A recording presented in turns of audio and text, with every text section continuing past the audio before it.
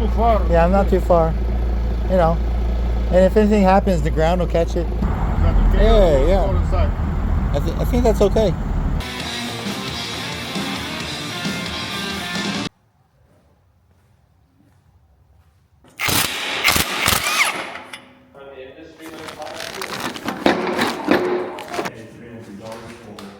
On the door, we were allowed inside.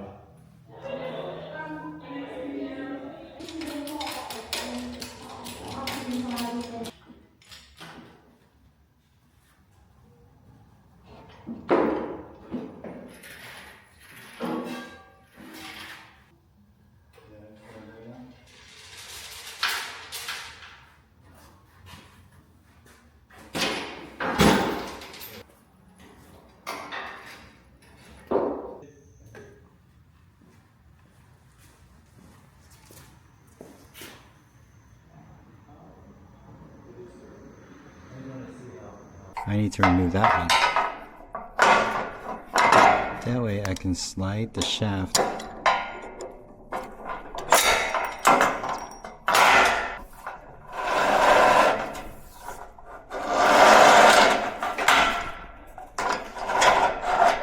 Well, while I'm here, I might as well grab the other cable over there. Okay. One shaft. That one goes to that one hole. I don't know if you can see it. Hopefully you guys can see it. This one right here. Going through.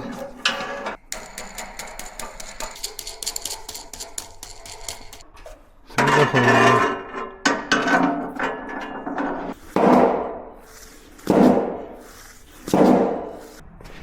Just a few more millimeters.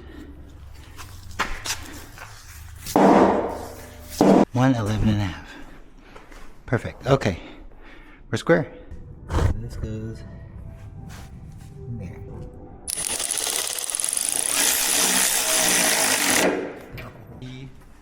T goes in here. So we'll probably tighten it on the other side, but this goes right here, and then this goes to the motor.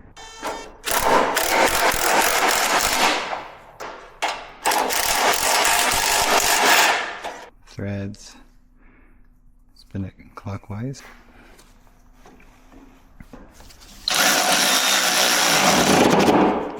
Now if I see anything leaking, of course I'll tighten it some more. I personally always had a tendency to over tighten things. So let's just see if it's symmetrical on both ends. Yes it is. But I'm just going to hold this in place and then tighten those other two. Is there a hole in this? There is. Is there? Yeah, there is. Okay, so 2 washers, hole in the middle, common sense. Put the thing in the hole. Okay. Looks good. Alright. Surprised there wasn't a cap. Limit switch.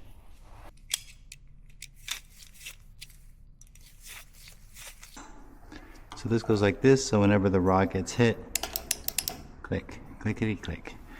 I need to get that toggle switch, the height limiter, and connect it through. But I'm going to use these heat shrink soldering connectors. Should be good enough. This is going to go like that to this, and then it's probably going to go up here. I can use maybe a zip tie to make sure if, and then it goes through here.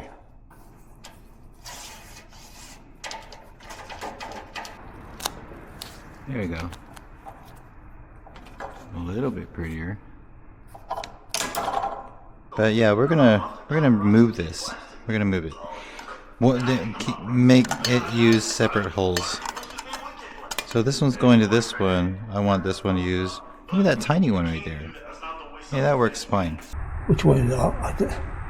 This way is on. Okay. Yeah. Have to make sure. Okay. Are you ready for power over there?